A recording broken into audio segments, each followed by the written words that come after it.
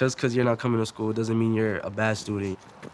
Some people just don't feel welcome in the school. I know for sure I didn't feel very welcome when I was juggling trying to support my family and still come to school at the same time. Thank you.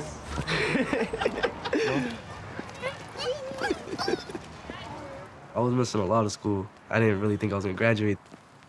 To me, it really didn't matter. I could go through hell and back, but if I don't have my family, I have no one.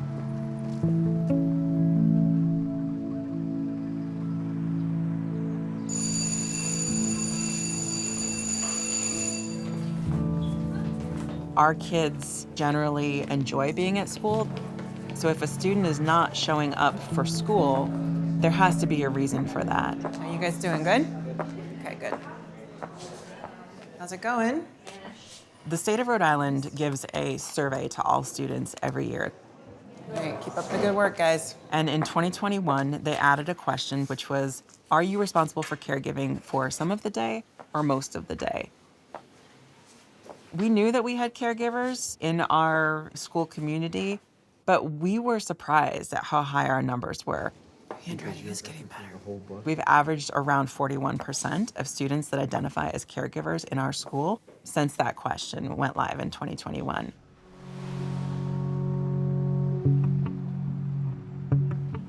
I started working around 12 years old. My father, he's 82 now. He retired most of my life. So, you know, he could only get what he could get from his Social Security check. And then my mom was the one always breaking her back, trying to make as much she could for us. And then when I was 17 is when we received the mail saying that they won't be giving us that help no more because I'm about to become an adult soon. That's when I knew I had to find a way to make more. Pero tú trabajas fuerte para que tienes que descansar. Yo duermo lo más que yo puedo. Si no hay salud, no hay nada. Como dice, hay que vivir la vida siempre alegre, porque el que se muere de qué vale. No, es verdad. We have to work really hard at school to be able to uncover that students are in caregiving situations at home. No parent wants to have to say that I'm asking my high school student to contribute so that we can stay in our home. Nobody wants to do that. Good morning, guys. Come on in. Good morning. First, I want to talk about attendance. The kids that we've been tracking as our kids of most concern are still at the top of the list. When we're trying to figure out if a student is struggling with caregiving at home, the first indicator that we look at is their attendance. We can't get the kids what they need if they're not physically in the building with us. So, Jack, I haven't seen him in a while. I did see him one day. Yeah, I did approach him, and he was like, yeah, no, I'm okay, but he wasn't really, giving me too much, so I sort of backed off a little bit. I am just concerned that he doesn't feel like he's really connected to anybody here. We try to make sure that every student in the school has a trusted adult that they can connect with, and then we try to use that to get this message across to each kid that what we are doing here matters.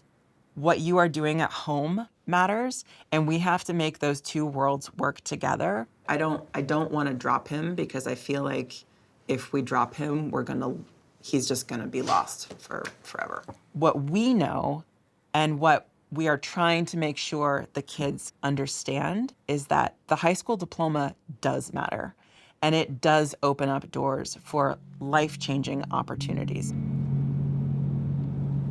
No one really knew what I was going through. I basically did DoorDash every day.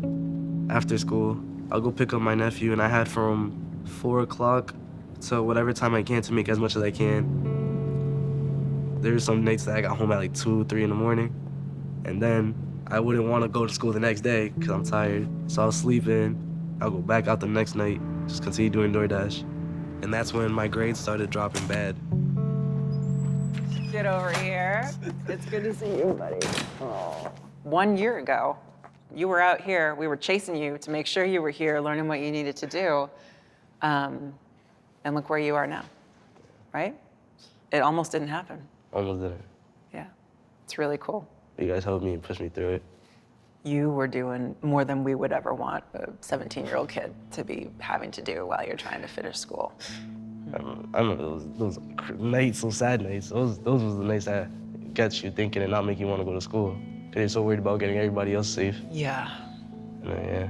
Do you remember why you ultimately decided to tell us what was going on, let us in? Honestly, I just seen that some of the people that I knew from the year before were actually working. And I said, all right, I'll take the chance. And feeling that you actually care for me, which kind of changes the attitude. Yeah. I'm really proud of you. It's been a lot. Thank you. See you.